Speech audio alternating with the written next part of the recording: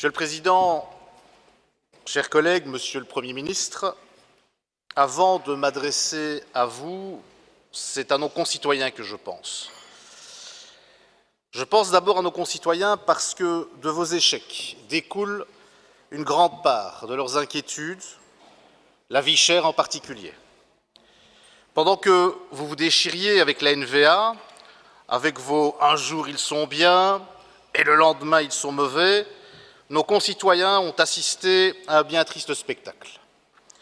Votre politique s'est résumée ces dernières semaines, mais bien avant cela, à un très mauvais film. Un film dont les spectateurs, nos concitoyens, sortent perdants. Les jours passent et votre enlisement s'aggrave. Le problème, c'est qu'il n'y a pas que vous.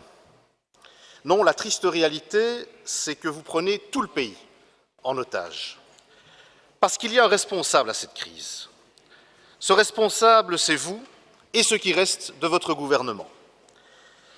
C'est vous, disons les choses, qui avez conduit le pays à cette impasse d'un gouvernement minoritaire incapable de prendre les décisions qui s'imposent en pareilles circonstances.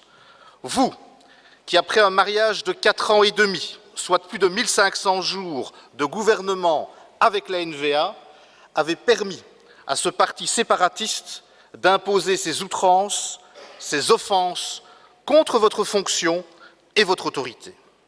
Il le faisait déjà en participant à votre majorité. Il continue de le faire en dehors, en vous réduisant, ni plus ni moins, au statut de ce qu'ils appellent eux-mêmes une marionnette. Aucun démocrate ne peut se réjouir de cette situation, où l'on voit un parti politique se croire autorisé à piétiner ainsi nos institutions en insultant un Premier ministre. Vous avez été aussi, il faut le rappeler, leur soutien pendant plus de 1500 jours. 1500 jours de gouvernement où ils ont imposé une politique sociale d'une rare brutalité. Un gouvernement de matraquage de taxes sur la consommation, d'une ampleur inédite, des attaques contre les pensions, d'une rare violence et des coupes dans les soins de santé dont souffrent au quotidien nos concitoyens. Je n'oublie bien sûr pas le saut d'index et le désinvestissement dans le chemin de fer avec un retard pris dans le RER wallon qui vous est tout entier imputable. Je l'ai dit et je le redis, l'absence également de solutions pour réduire le survol de Bruxelles montre aussi à quel point les intérêts francophones ont été méprisés. Tout cela est déjà bien grave, bien sûr, mais ce qui l'est plus encore, c'est l'impunité dont ont pu jouir certains ministres membres de la NVA. Cette NVA que vous avez laissé ternir notre démocratie parce qu'ils ont tenu des propos et qu'ils ont pris des attitudes méprisantes et méprisables contre certains de nos concitoyens en raison de leur ascendance, contre les avocats, contre les magistrats, les universitaires, les médias, mais aussi les organisations non gouvernementales. De ce fait, vous êtes à la tête d'un gouvernement qui aura provoqué blessures et déchirures, blessures démocratiques et déchirures sociales. Vous deviez être le dépositaire de la sauvegarde de nos valeurs démocratiques. Eh bien, vous avez fait le contraire. Vous avez laissé la NVA les dégrader en toute impunité, laissant croître chez eux un sentiment d'impunité, pour ne pas dire d'invincibilité. De cela, vous fûtes d'une rare complaisance, complaisance devenue progressivement complicité. C'est donc à nous, dans ce Parlement, de semaine en semaine, qu'est revenue la tâche de rappeler que la démocratie est une chose qui n'est pas réductible aux outrances de la NVA. Et c'est bien évidemment cela qui explique à quel point nous avons été consternés de vous entendre ici à cette tribune, le mercredi 12 décembre, débuter votre intervention par une déclaration de remerciement adressée à la NVA. Vous êtes en somme passé de la suédoise au syndrome de Stockholm. Plus ils vous agressaient, plus ils vous insultaient et plus vous leur faisiez ouvertement allégeance. Vous n'êtes pas le seul dans votre parti à l'avoir fait, même si d'aucuns semblent tout doucement être conscients de l'ampleur de votre impasse. Mais pour ce qui vous concerne, Monsieur Michel, c'est tout simplement inouï. Alors que vous consultiez, ou que vous prétendiez consulter les partis de l'opposition démocratique pour les entendre sur les urgences sociales, économiques et climatiques de notre pays, vous adressiez à la NVA un nouveau message de soumission. C'est pour nous totalement inacceptable.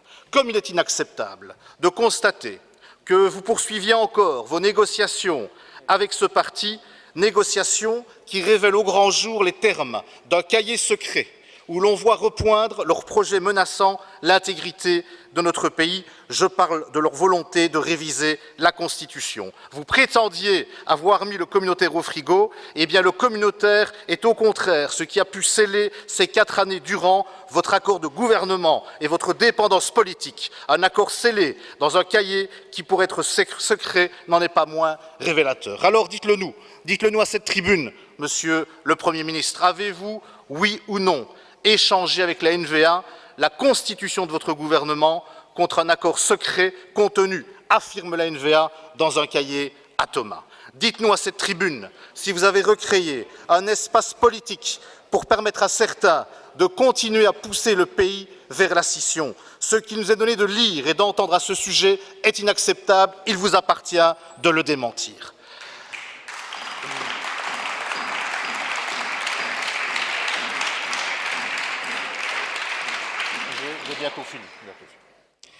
Il est tout aussi inacceptable, Monsieur le Premier ministre, de ne pas vous avoir encore entendu sur votre volonté de marquer la rupture avec la politique sociale brutale de votre gouvernement des droites. Voilà des jours que votre manège dure et nous ne voyons rien de concret contre la vie chère, le prix de l'électricité, le prix du carburant à la pompe, les soins de santé, les défis environnementaux. Nous ne voyons à ce stade strictement rien. Rien parce que vous avez continué à négocier avec la NVA et personne n'en est dupe. Alors, puisque vous ne le faites pas, eh bien, nous allons vous dire les priorités, les exigences permettant de redonner espoir à la population, ces mesures concrètes qu'attendent nos concitoyens.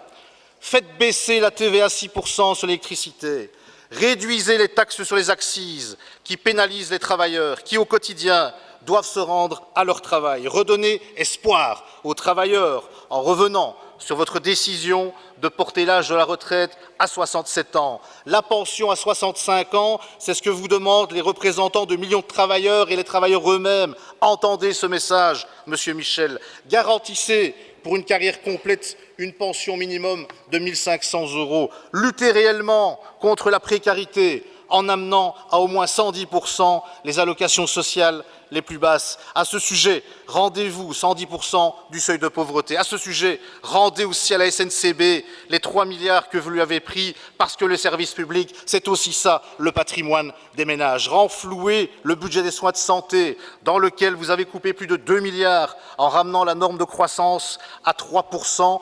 Faites-la passer de 1,5 à 3%, c'est ce que nous vous demandons très concrètement. Cela permettra de faire baisser le prix de certains médicaments et d'alléger la facture des soins de santé d'un grand nombre de nos concitoyens. Adressez aussi un message clair aux travailleurs en assurant une vraie marge de progression salariale et en revenant sur vos projets iniques qui concernent les prépensions, les barèmes salariaux et bien sûr la dégressivité des allocations de chômage. Rendez l'aide juridique gratuite et renforcez les moyens mis à la disposition de la police, notamment par un plus grand recrutement de policiers, 3 700 policiers manquants notamment. Voilà, Monsieur le Premier ministre, ce qui rencontrerait les urgences sociales, sociétales. Voilà ce qui vous permettrait de marquer une politique de rupture. Dès lors, Monsieur le Premier ministre, ma question est simple. Montrez-nous, démontrez-nous que vous n'en êtes pas qu'à vouloir sauver la face de votre gouvernement minoritaire. Montrez-nous aujourd'hui votre véritable détermination. Demandez la confiance sur base d'un vrai programme de gouvernement, de relance sociale et d'urgence environnementale. Agissez conformément à la Constitution et ce qu'en disent tous les juristes et surtout les plus éminents d'entre eux. L'heure, Monsieur Michel, n'est pas à l'orgueil, l'heure est à la lucidité.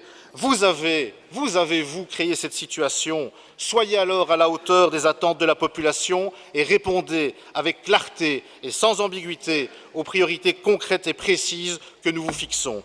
Sans quoi, vous n'aurez ni confiance ni soutien.